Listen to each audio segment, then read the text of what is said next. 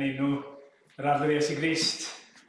Braf iawn cael cwmni'n gilydd ar fore cyntaf wythnos i ddathlu yr atgyfodiad gyda'n gilydd.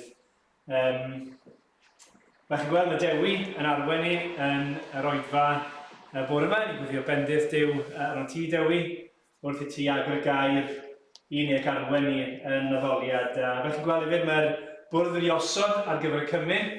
Felly byddwn ni'n cymryd o'r bana'r gwyn a'r ddiwedd cyfle am baned ar ôl yr oedfa ac yn ysgol Sul yn cychwyn am gwarter i ddeuddeg i'r plant ac i'r oedolion. Fel i ni wedi cyhoeddi yn flaenorol, mae cwngweddi ydy Mawrth, ond yn hytrach na bod ni'n cyfarfod fan hyn ac ar y sgrin, y bwriad yw cyfarfod yn rhai pobl ar wythnos dy Mawrth cyntaf y mis, ac felly dyna'r dyddiad ydym wrth yma.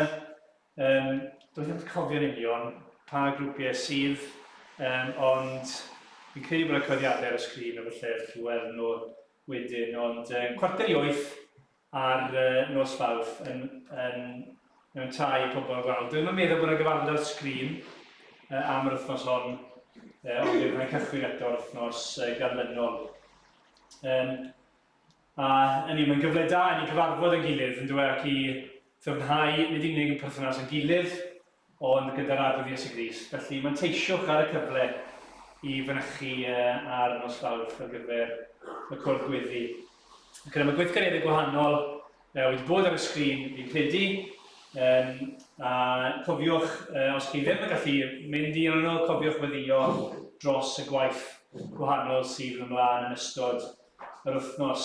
Ac yn rhan o hynny, fel chi'n cofio, cyn Covid o leia, o'n i'n helpu bob un o hyn yn rhoi te a bwyd i bobl digartref yn capel 4 torf o frechdannau, ac yna ryw 3 person i helpu yn ystod prynhawn cymorth chi a'ch gwaith chi gyda hynny.